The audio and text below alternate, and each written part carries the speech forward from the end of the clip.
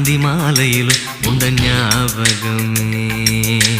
அம்மம்மா முதல் பார்வையிலே சொன்ன வார்த்தையெல்லாம் ஒரு காவியமே. சின்ன சின்ன ஊடல்களும் சின்ன சின்ன மோதல்களும் மின்னல் போல வந்து வந்து போகும்.